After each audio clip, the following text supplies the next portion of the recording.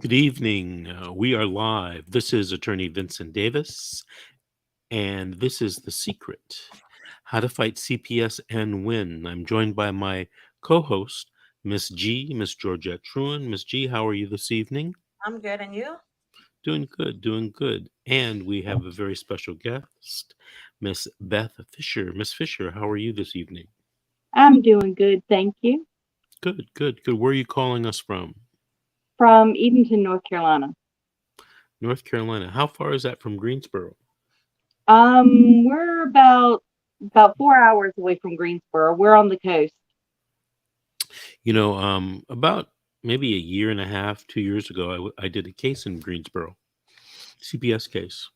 hmm So very interesting setup they have for CPS and the CPS courts in North Carolina. But I wanted to mention to people that we are starting finally, Miss G. We are implementing the new call-in system. So if anyone had Miss G, write down this number: 800-871-7282. 800-871-7282. So during our shows, if anybody wants to call in and ask a question, we now have the technological ability to do that. They That's don't nec- good news. they don't necessarily have to come on the stream again. As a matter of fact, repeat that number: 800. I put it in the post. 800-871-7282. Okay. Oh, I messed that up. 800-871-7282, right? Yeah. Again. All right. So, Miss Beth, what is happening in North Carolina with you and CPS? Um, my six of my grandchildren are currently in CPS custody, um, ranging in age from almost 18. He's getting ready to age out to almost um, 2 years old now. And the youngest I've never been able to meet. Um, my son and daughter-in-law lived across the street from us. We were in and out of the home daily. They were very active in their community and in the church.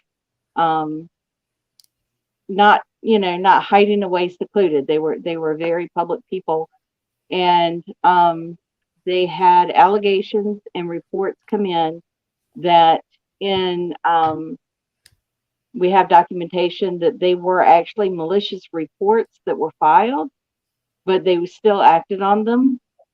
Um, the oldest child ran away from home on January 3rd, 2021, and was found 10 days later and taken to the emergency room, um, where he was in good condition. Um, the children were not taken until June 3rd. So there was some question as to why, when the issues stemmed from this child, when he wasn't back in the home, why they acted 6 months after he was not in the home anymore. Mhm. Um, the narrative stated in there, um, basically just hearsay from these malicious reports. They did not have any physical evidence at all. And we have my daughter and son-in-law were very meticulous in the documentation that they had. They had medical records for the children, they had therapy records from the children, counseling records, school records. They were homeschooling some of the children. Um, so they had all of these records, um, and we have yet to be able to present those to anybody that can look at them and see. We have over 23 entities that saw the children in both professional and just casual settings that stated clearly over and over there was no sign of abuse or neglect for these children. These children were very well kept. were very kind, polite, very well behaved, um, very loving with their parents, not obviously not scared of the parents. Um, we have almost 100 pictures from the last visit that my son and daughter-in-law had with the two youngest children at that time. And you can tell from the pictures that there was no fear. This was a supervised visit, but there was no fear of the parents. And that was the last time that anyone in our family has been able to see these children, and that was June 16th of 2021. Whoa. Whoa. 2021? Yes, What? That's yes. far. I mean, that's kind of. Have the parental rights been terminated and these kids adopted? They have not. They have not. They had a hearing on November 21st. Um, the plan was for them to terminate parental rights at that time. But my daughter did file an appeal at that time. Um, so we're waiting on that. Um, but as far as we know, they have not been terminated yet. We have not been notified if they have. Well, the parents don't have attorneys? My They had court-appointed attorneys who had the information that basically just walked them through the process without really defending them.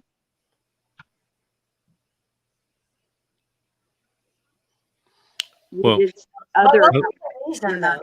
report any. What was the reason they took the grandchildren from them?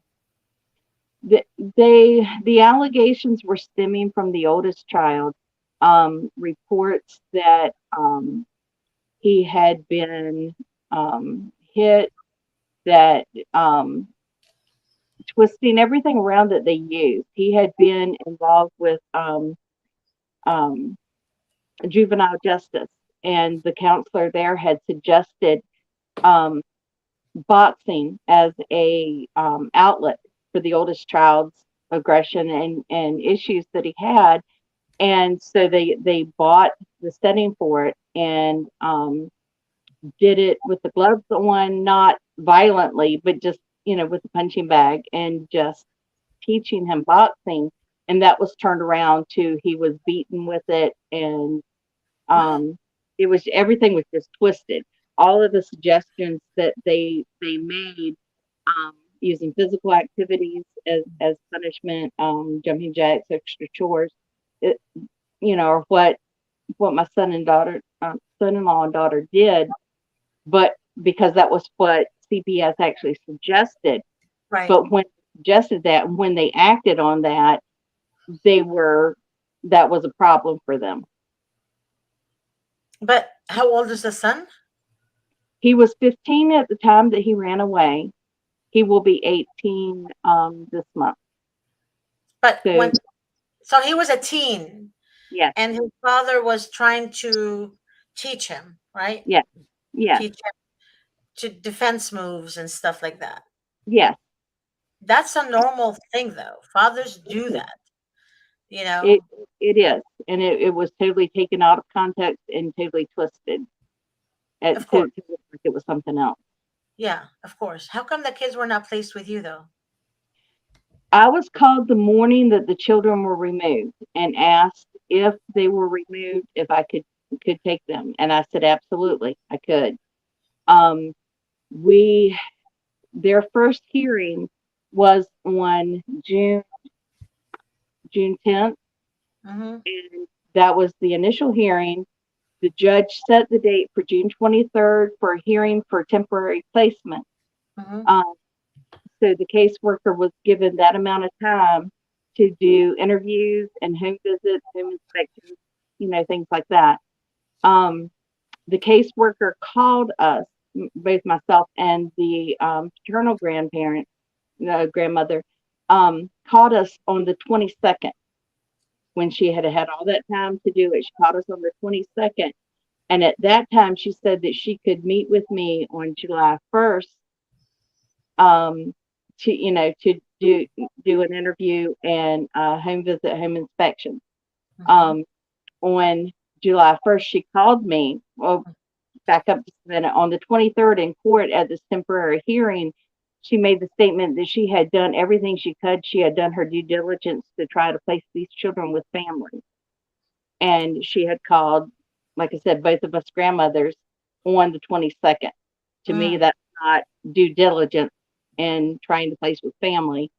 Um, but she came out, well, she called me on July 1st and stated that she could come out that day to do the home inspection, home visit, and the interview. Right. And so we set a time for that. She called me about an hour later and said she could not make it out there for that time, that she Mhm. couldn't leave the office if I could come there at 2 o'clock and have the meeting there. And I'm blonde, but I was trying to figure out how you do a home visit, home inspection at their office. But we did do the interview part. We did do that there. And then she stated that it would be probably a couple of weeks before she could do the home inspection. That she was just swamped. Um, at that time, I called our town councilman because the um, the okay the oldest was placed in a therapeutic foster home, and the older two daughters were placed with their other biological parents. So I mean, and we were concerned about that, but our main concern were the youngest three, especially the one that was 4 years old at the time, because he had never been away from my daughter for any length of time, and definitely had separation issues.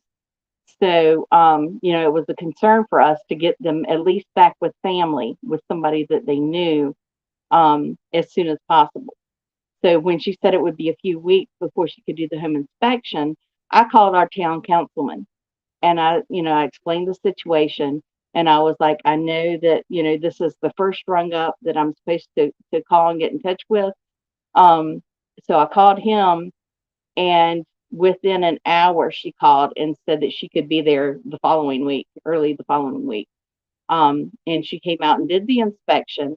When she did that, she said everything looked okay. There were a couple of suggestions. I think the only thing really was putting the outlet plugs in. Um, but I asked her, I said, do you have a time frame, when I might know if I will, in fact, be able to get the children? And she said, well, no, we haven't even contacted the other family members yet. Um, we have a very large family, so we had a lot of family members that were willing and able to take them. My sister was one, and she was already foster certified. Um, but when the caseworker set the appointment with the paternal grandmother, she had it set for the afternoon. So she had taken the day off from work, had closed her shop, taken the day off at work, and was there waiting. The caseworker never showed up. When she called her, she said, "Oh, that's right, that was today." Um, so they reset that. They did the interview, but basically it came down to the fact that because we didn't believe what was in the narrative, because we knew better. We, not only with what we saw and experienced in the home ourselves, but in the medical records that they had, and all of the documentation they had, we knew this was not true. And because we didn't believe it was true, we were not an option, because we were a threat, because we were, quote unquote, denying what went on.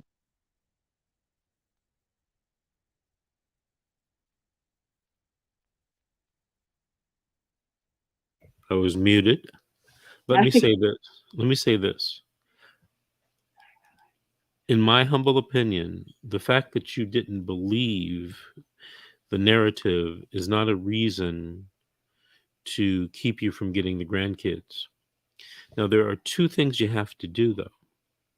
Number one, you have to be able to have the fortitude to go to court with a lawyer, preferably, and fight for the kids.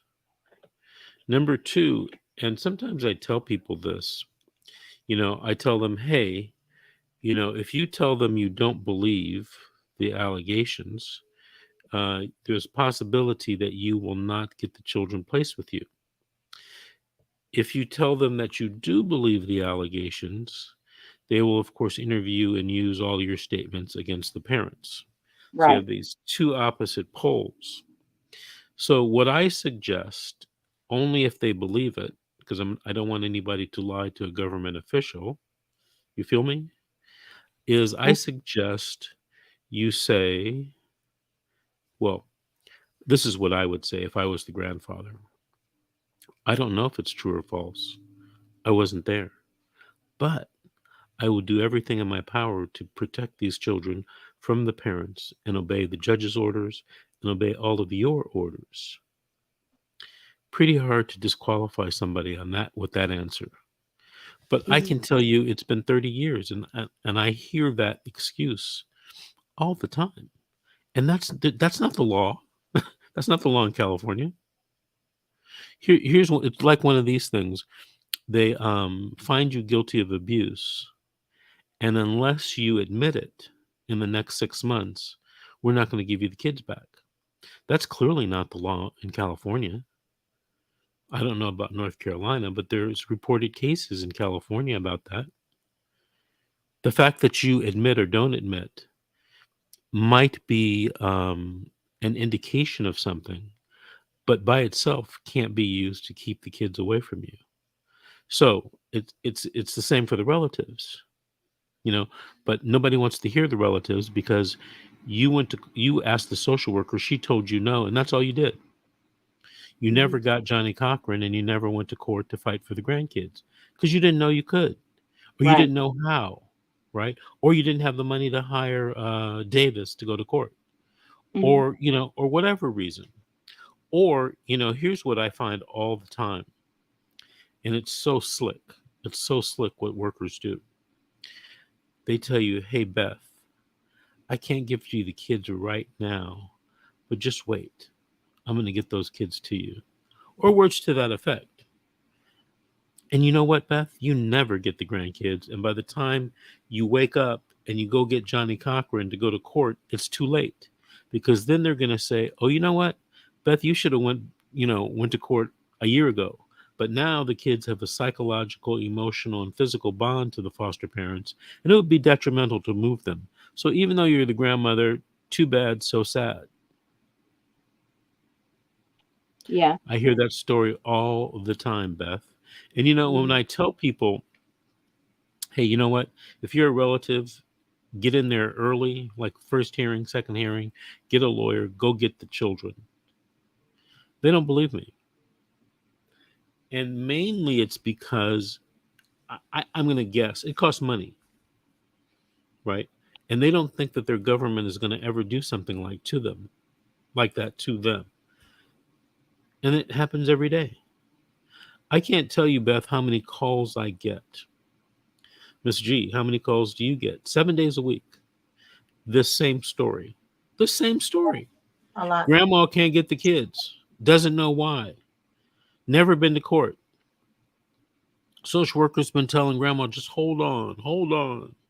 We're going to do something. And nothing's ever done. You It, give it, them it, false hope. False hope. it's such a strategy that I see. Hmm. And I think they're trained to do this. Hmm. Yeah. You know, you don't realize this, but I don't know if you know this, but you're involved in a lawsuit. A versus B. And guess what? A, the social worker is trying to win at all costs and will pull any move that they can to win. They have their own agenda, Beth, and it's not your agenda. Nope. Right. And you thought your government would never do this, or your government would always do things to keep the children together? No, they I've don't. I've I've learned that's not true. I know, but Sunday, someone called me, and there was no football or basketball on. Oh yeah, there was a basketball game, but I wasn't watching it. And they asked me to come to the office to meet with them. So I wasn't really doing anything. So I met with them on Sunday afternoon. And here's the story. Mom lost the kids.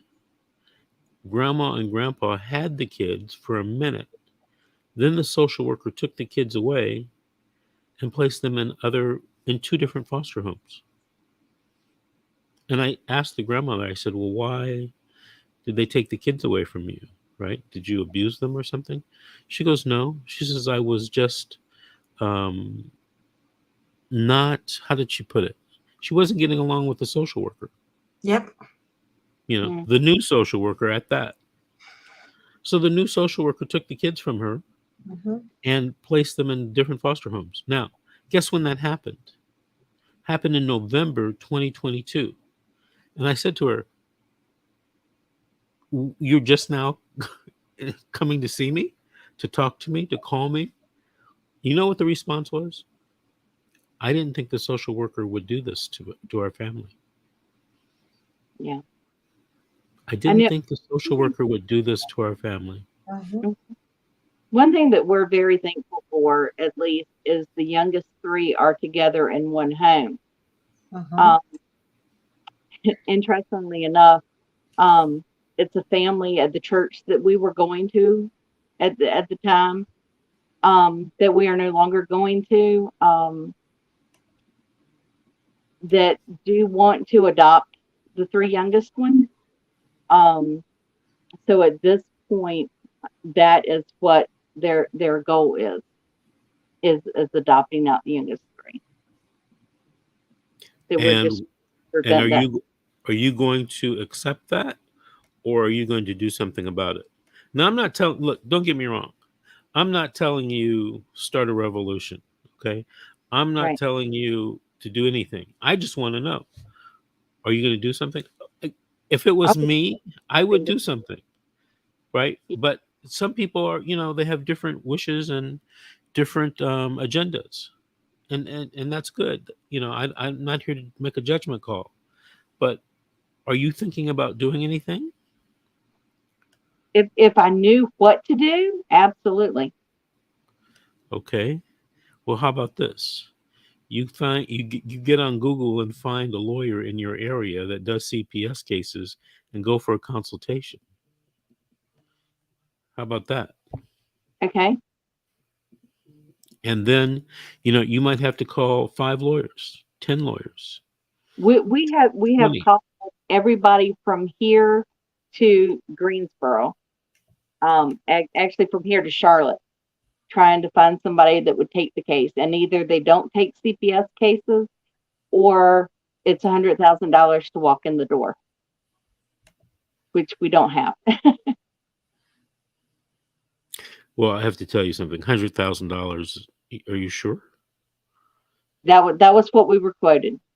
100,000. Yeah. Wait, 100,000 from who? Don't say any Oh, names. sorry. I But from No, a lawyer in North Carolina quoted you $100,000. there were the only 5 that would actually take a CPS case. That was the amount that they quoted. Oh yeah, because that's right. I forgot. Not too many attorneys do that over there. So yes, Right. yeah. So the attorneys that are able to fight in those states, they upper the retainer because they say it's a lot of work.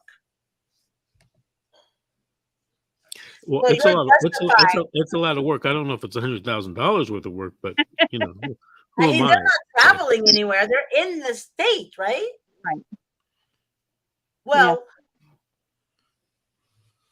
Well, well. I'm kind of flabbergasted, but keep calling.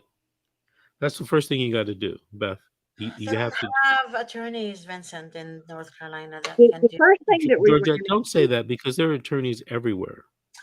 And if you don't find somebody in North Carolina, go to South Carolina. Don't find somebody in South Carolina, go to Virginia. But you got to find someone, because look, Beth, I don't want to alarm you, but if you don't do something, you're going to lose these grandkids. Yeah. So, it depends on how much, you want to do something. Yeah. The first thing that we ran into was, because there were so many with the exes, there were so many different attorneys' offices that were involved in the case that it would have Mhm. been a conflict of interest. So that Right. basically took care of everybody local. Right. You know, then it was just not wanting to take CPS cases was the main thing that we ran into. Yeah. That's what I was trying to tell Davis, but he told me not to say that. So he said, "Please don't say that." So I'm not going to say it. But thank you for saying it, Beth. Oh, I sorry, have called you. I have called I didn't get the here. memo. You. I love you. I, but honestly, last year I called a lot of states, and I have it documented in my notes. And North Carolina was one, just one. Well, I know I don't know them. I met several that did CPS cases in Greensboro.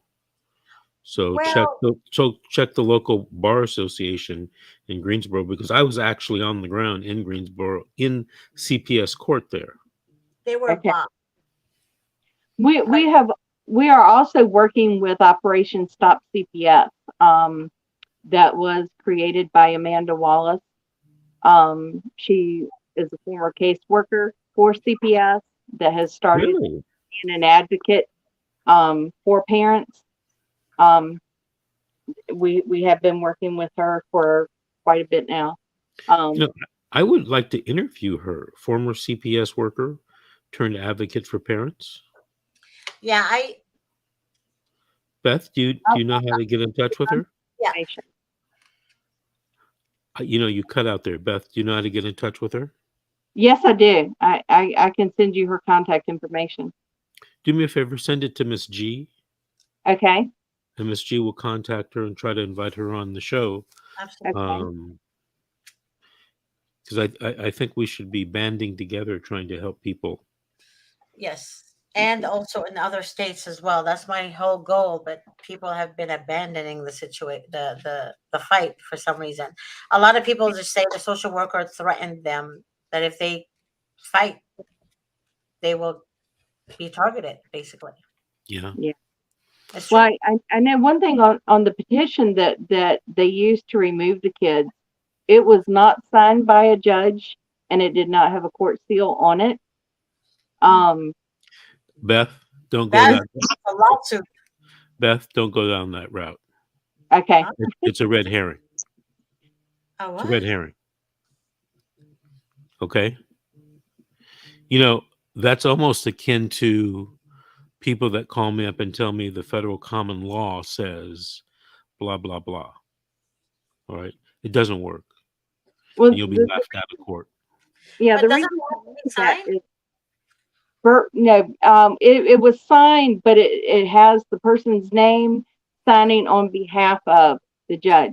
But the reason that I brought that up is one of the next counties over from us had North Carolina DHHS step in to do an investigation, and there was a caseworker that they found that um, they had issues with petitions with. I'm trying to word it so that it's not. um, Because of that issue, did anybody get their child back? huh? Because of that issue, did anybody get their child back? No, Right. not that I know of yet. Right. So, moral of that story is, so what? It doesn't work. Okay, That strategy doesn't work. Now, there are a lot of strategies that could work. That ain't going to be one of them. right. Okay. So, stick to the facts, the law, and the equities. You don't have to write that down. It's going to be on the websites, on the social media forever. Okay, The facts, the law, the equities. 'Cause okay. that's basically what judges are interested in. You know, and I say judges. I'm not saying social workers, because I don't know what in the world they're interested in. But you Right. know, Well, we have the caseworker has committed perjury that we have medical records that prove. but what do you do with them? How do you Okay, um you talk to the parent's attorney. You present that evidence. You appeal if nothing is done. You claim, I don't know if North Carolina has this, ineffective assistance of counsel. You file a federal lawsuit, but you have to do something. A lot of times I hear people talking, complaining, but they don't do anything. Talking's not going to get you these kids back. right? So what would the action steps be there? I don't want to sound flippant, but step one is to talk to attorneys. Okay. That's step one. You Okay. cannot do this by yourself. Please don't try. Like they say on the TV, don't try this at home. Don't try this at home. It's not going to work. 1 out of 1,000 is what I believe it might work. But it's too important of a case for you to take those types of risks. Right? That's not even 1%. It's less than 1%. Try the high probability move. Get a lawyer that is in your area, that practices in these areas, that does civil rights cases.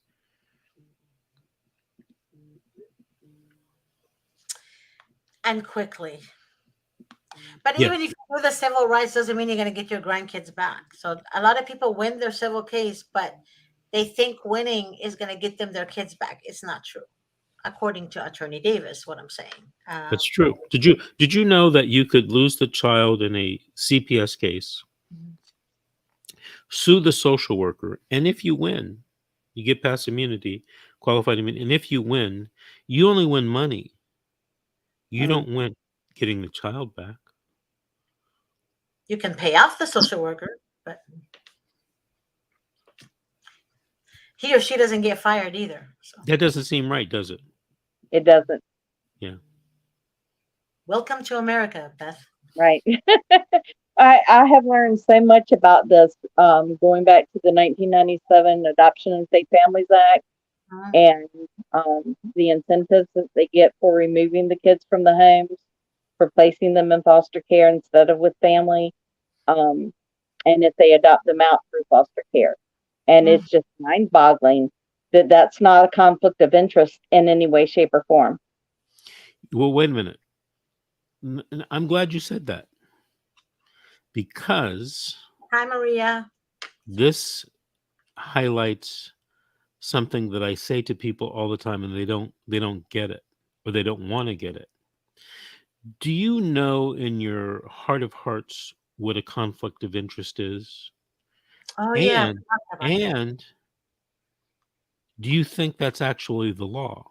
What you believe a conflict is in your heart of hearts? And the answer is they're not the same. You see, a conflict of interest is what the law says it is, not what you think in your heart it is. You get the difference? Mm-hmm. I could, you say, well, that's a conflict of interest. Not if the state legislature or the court said it's not a conflict of interest. Well, it doesn't seem right. Yeah, it doesn't seem right, does it? But that's the law. I want you after this show to go to YouTube, go to my YouTube channel, and I have a video. Just search it. What is justice? It's a 7-minute video. I'm standing in front of a whiteboard talking to two actual clients. As a matter of fact, one of them took that video and gave it to me, and I posted it on YouTube.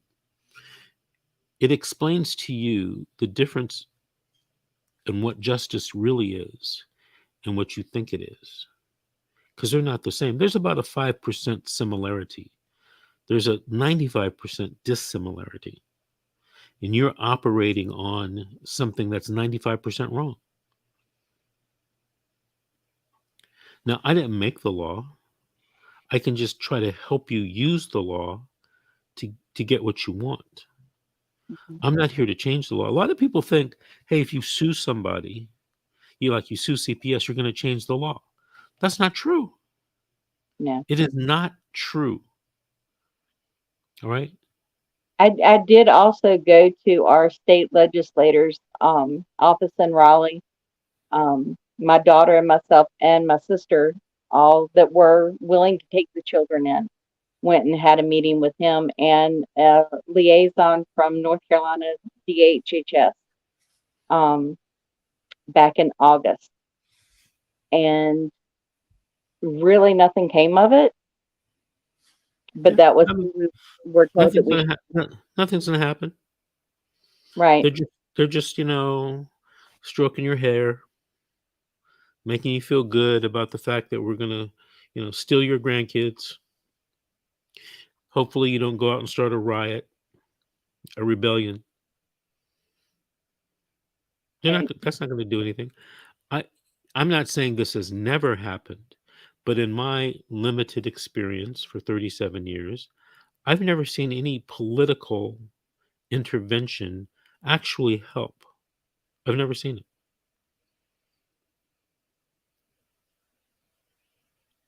So, I mean, people tell me they're doing this, they're doing that, they're going to talk to the governor, blah blah blah. That ain't going to do anything. When Trump was president, people had his ear on the CPS thing. Nothing ever happened. And if somebody was going to do something, it would have been him. No, Hmm. nobody else is going to do anything about it unless you get votes and you start voting people in and out of office. Then people will care.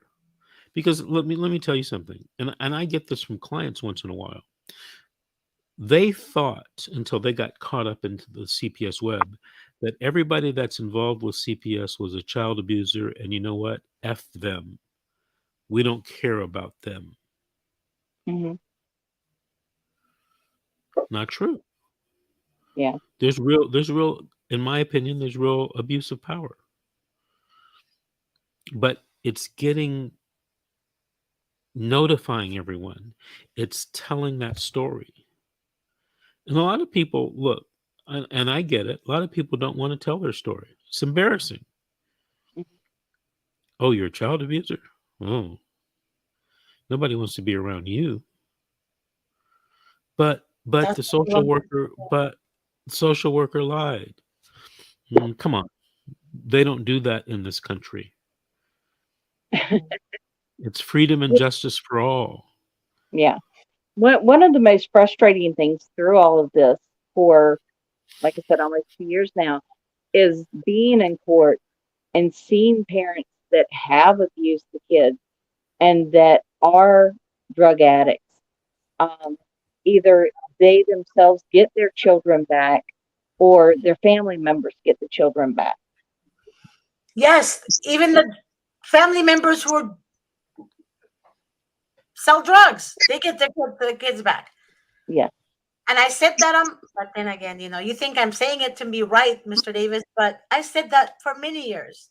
They always give the children to the abuser, not so much to the good family members and the mothers and fathers. Hmm. Not necessarily because they're damaged goods. The ones who are abused are damaged goods. Nobody wants to adopt them.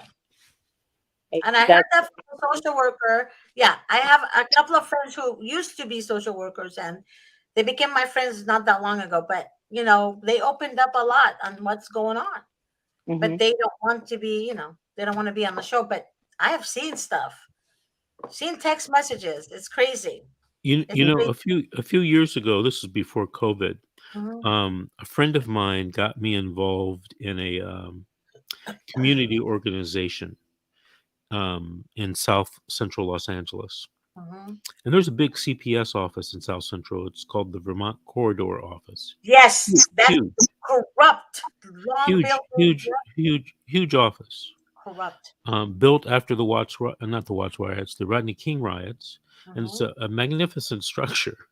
mhm. But anyway, No, it's not. But anyway. I in this community organization that had nothing to do with CPS, by the way, um, I met two retired deputy social workers. I mean, social workers way up there when they retired. And they, both told me together and separately that Um, they thought reform had to be made, was needed.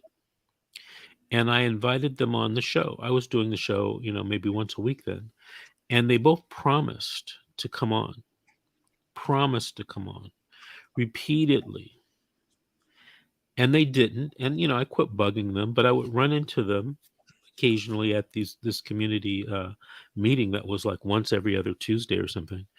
And I finally asked one of the, because one was a man, one was a woman. I asked the man, I said, "Hey, what's up?" You know what he told me in all seriousness? He told me that he changed his mind because he felt that if he came on and said something in public on the internet, that they would mess with his retirement. And his kids. Now, Mhm. think about that for a second. Because at first I considered that to be just the wackiest thing for him to say. But this man had been, I think, with CPS in LA County for over like 30 years. He knew exactly What what the they're problems were, Mhm. and he was scared of it himself. So I can't blame him. That's his money, that's his retirement, that's his life. I don't blame him for that. Would I do something different? I hope that I would. I don't know. Right? But he didn't come on the show. And I can't blame him for that. But I understand why he didn't.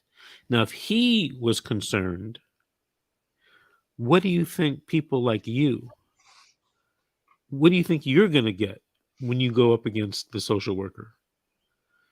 They're going to try to fight you at every level, every stage. By the way, they have unlimited money, right? They're the government. Apple.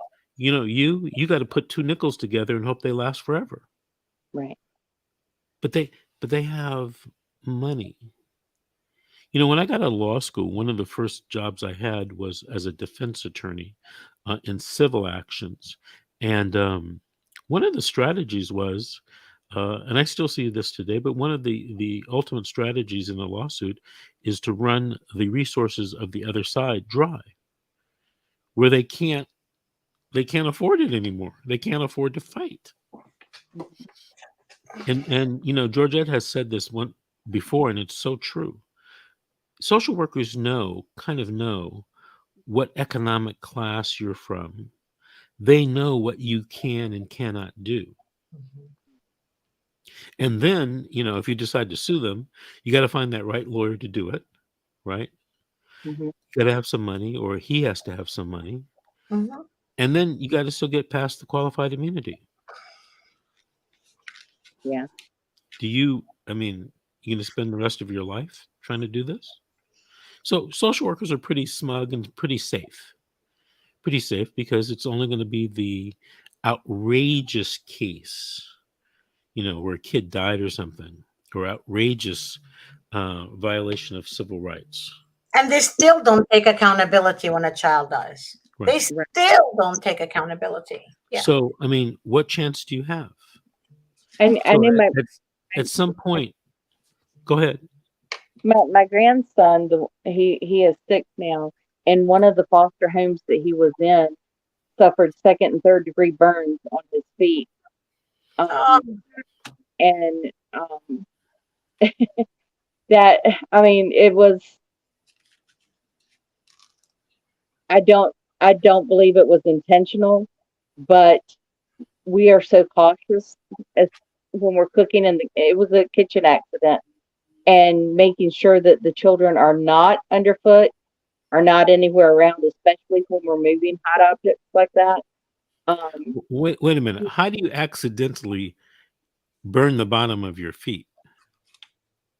that yeah, we were wondering about that. It was supposed to have been a pot of water that was spilt. That I've got the pictures I can send to Miss G, of the second and third degree burns on his feet.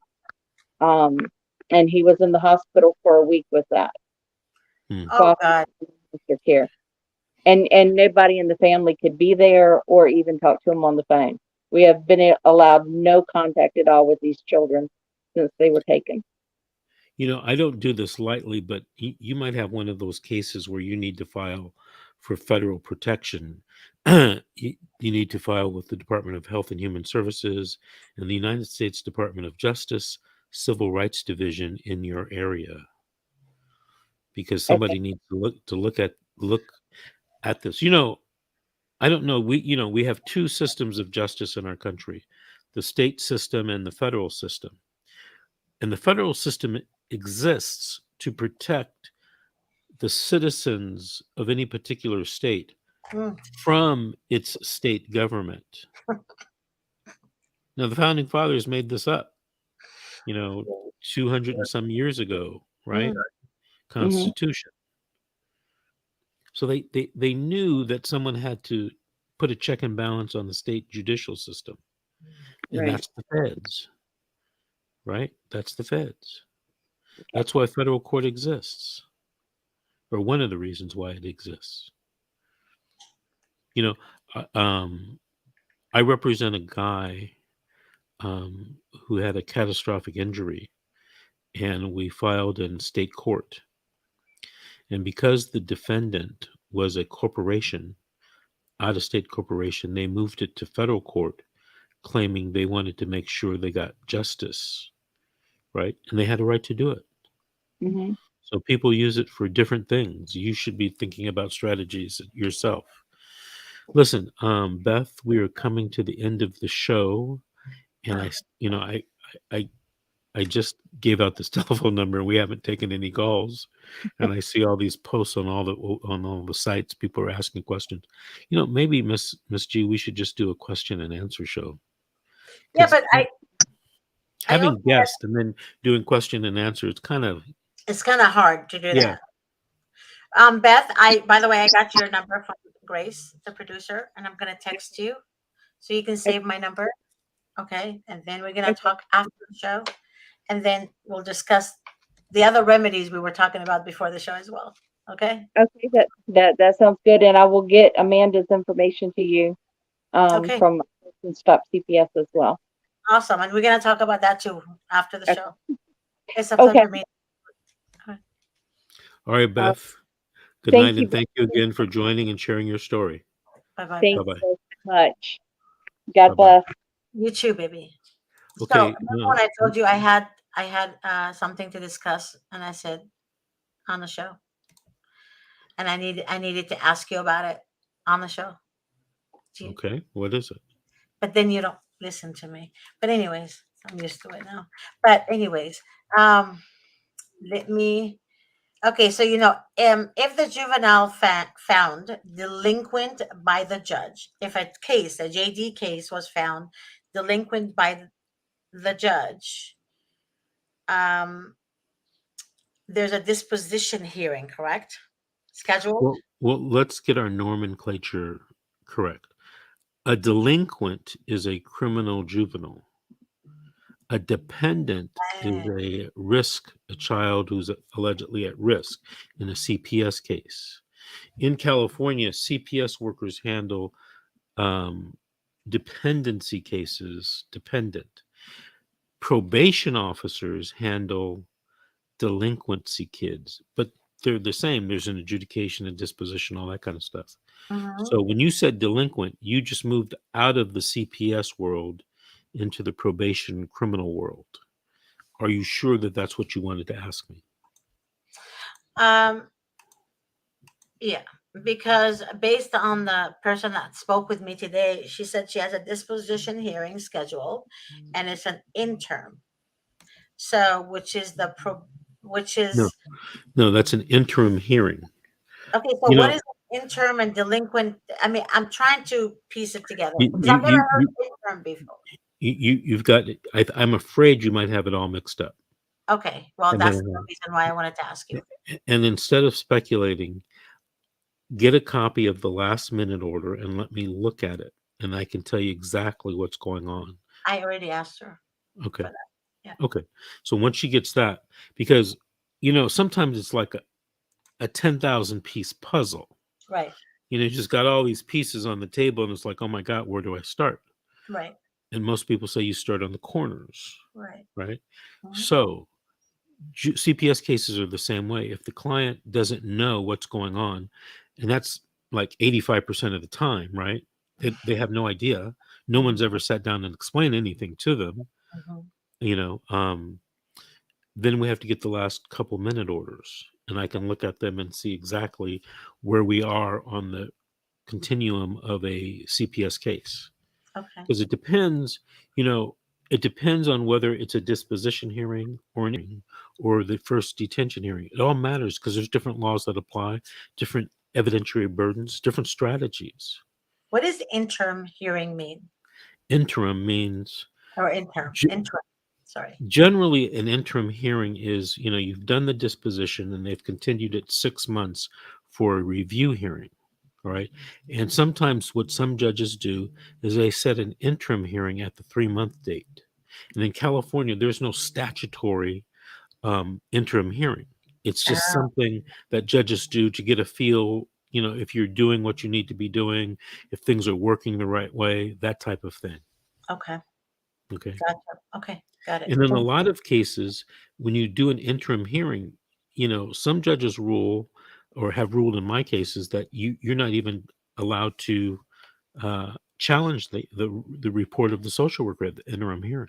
What? Yeah. Wait. But she thinks tomorrow's hearing is that. Well, what can I say? But That's why I would ask her to get a copy of the order, the last minute order, before the hearing starts. I can look at it and then tell it's her at what to 9 talk o'clock to in her. the morning, though, Vincent. It's at 9 o'clock in the morning. I mean, Yeah, most clerk's office open at 8:30. You act like I'm asking for a miracle. oh no, that's Just not go the to point. the clerk's office and get a copy of the minute order. I know, I understand. You said that several times, and before in previous calls I've had. However, when they did go to court, they had me on speaker, and they told them they can't get copies of their minute order, and they had to contact their attorney to get it from them. And then they were like, Miss G, well, Mr. Davis said, and I said, well, I don't know, I've never heard that That before. that in California, that's not the law. Do they do that? Have I heard people say that? Yes, I have. I've And heard. generally, what I do if it's in California, since I'm licensed here, I tell them, hand them the phone, and let me speak to the supervisor. If anybody shows up with a valid ID and they want a copy of something from their file, they're entitled to it by law. Period. There's nothing else to discuss. I agree. Okay. All right. I'm But just. but see, sometimes they don't want to give you the reports or the minute orders because it takes a little bit of work to do that. Mhm. Right?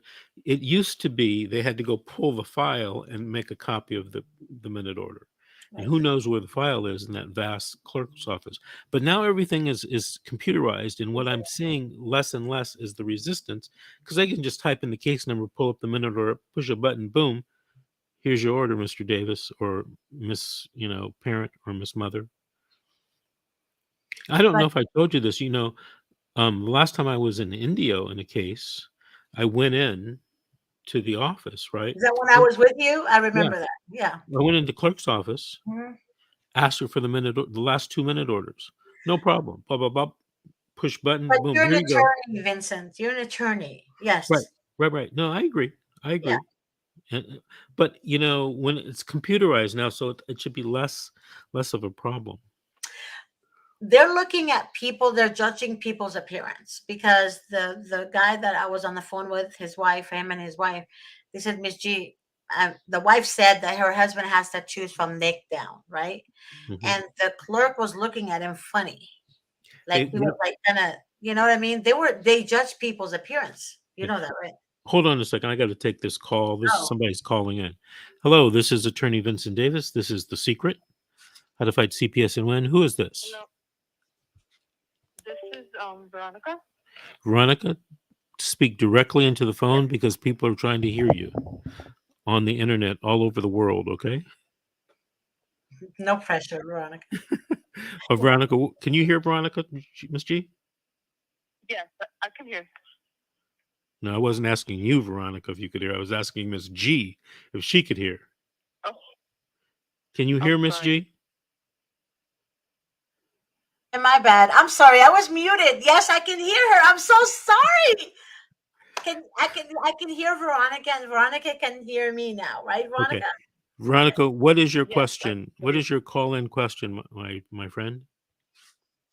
you. My question is, if there's been a domestic violence in the past and my son is saying that his stepdad physically abused him now, and can they make us split up?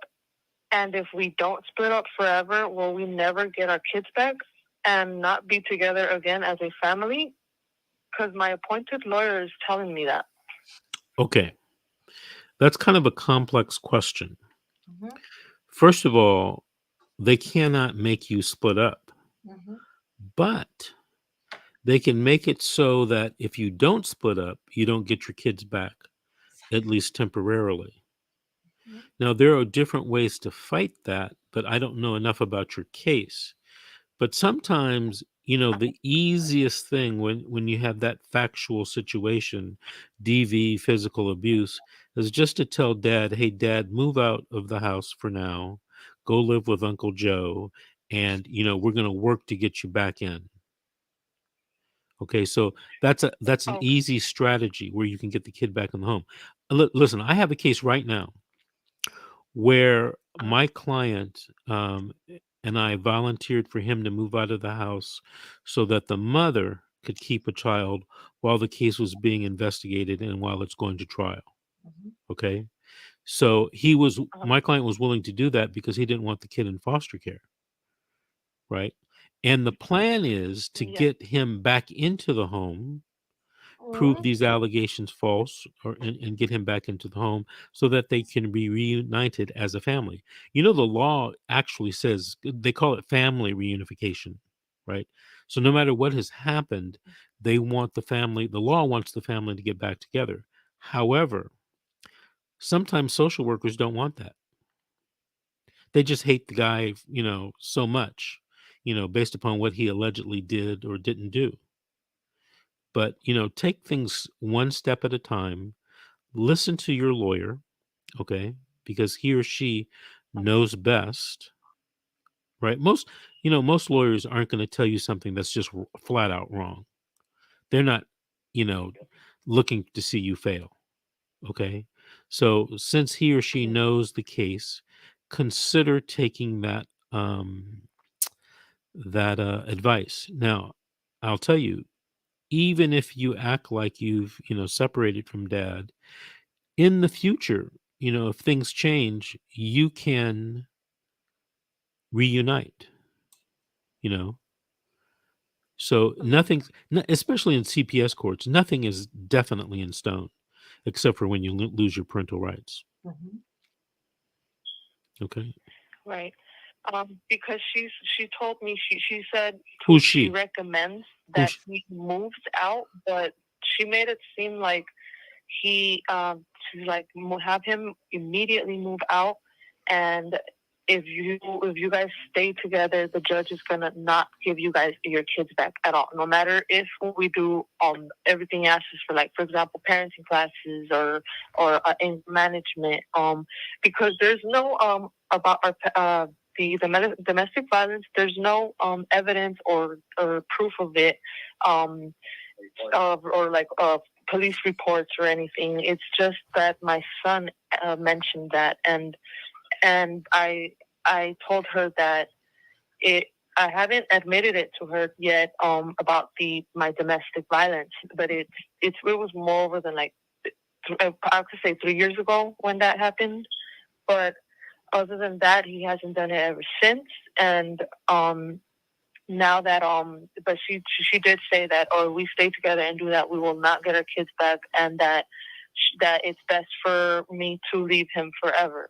And so that's why I was calling, because we got a little worried. We don't want to do that, because he's not hurting him or anything. He is just that since he mentioned the domestic violence, and we're like, oh wow, oh. She said to the only way that we can get our kids back is if we admit to it, and that Sergio Garcia has to, I mean, I'm sorry, that he has to I know basically the admit kid, to it, and that maybe he can get his kids back like that. But other than that, she said, if we stay together, we will not be able to get our kids back. Okay, ma'am. Needless to say, we don't want to mention any names, right? But Yeah, that's all. I was like, but oh my God, I'm but there is many different legal strategies you can do to win these cases. They're The lying. one that you just repeated to me, given to you by your attorney, is one strategy. Should you take it? I can't tell you that. I don't know enough about the case. Okay? If it right. was me in this situation, um, if it was a certain type of case, I would say, have him move out temporarily, and then we'll get him back in the home, And right? again, Because you want to think about it. I don't know who the judge is, and every judge, is different. But the key is getting the kid back as fast as possible, I know. not proving your innocence. Hmm. Okay, those aren't the same things. Right. Okay, no, they're not the same. Because because I haven't really, it's because it just barely happened. So they were removed on the 18th, but I haven't really been able to. My worker hasn't prescribed. She hasn't given me the what is called the petition or the report. So I really don't know exactly what has been said, but I do know that she said that it's at least 50 pages long, and she said that it's from most of it is from my son, my oldest, he's 15, and then some of it is from the neighbors.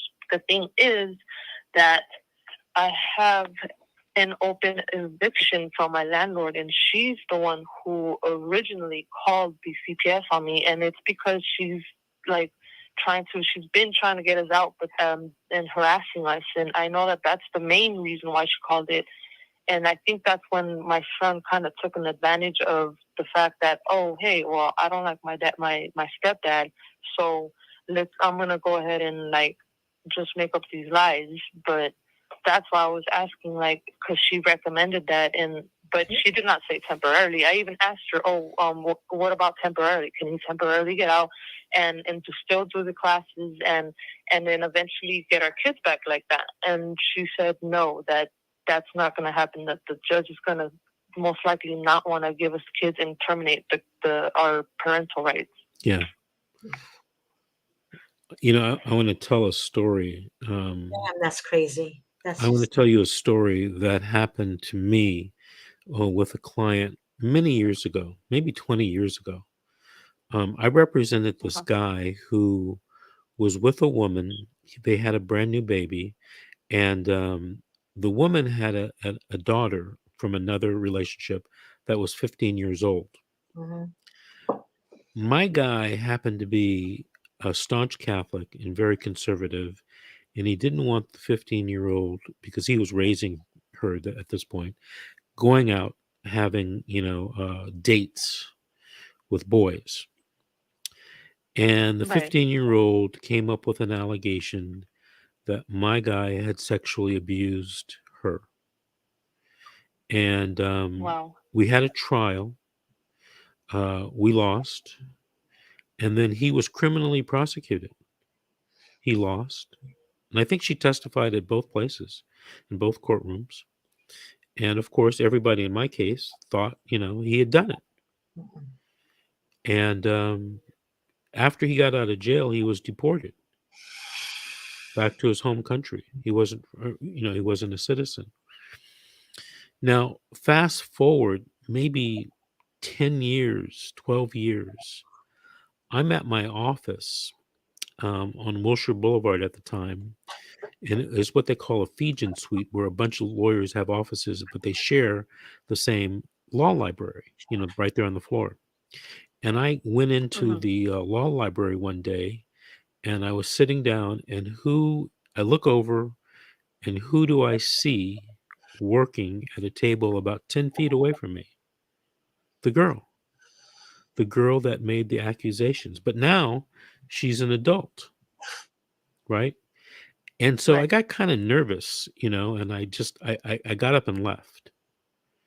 and I was thinking, wow, that was the witness that sent my client to jail and made him lose his 1-year-old child, and you know and he always said Yeah. he didn't do anything. Well, a few months go by and I'm in the law library again, and she comes in and she sees me and she walks up to me and she says, Mr. Davis, you don't remember me, do you? And oh, I lost the caller. And I said, no, I remember you. you know she goes, I really have problems in my life now because of that case. And I thought she was referring to being sexually abused by my client, and that wasn't it at all. She said, she's calling back. She said that the reason why I'm having problems is because I have guilt. I said, guilt about what? She says, because it wasn't true. I lied. And I already knew why she lied, so I didn't ask her because he told me why. Mm-hmm. And she said, my biggest regret is that my baby brother, my little brother, has had to grow up without a father.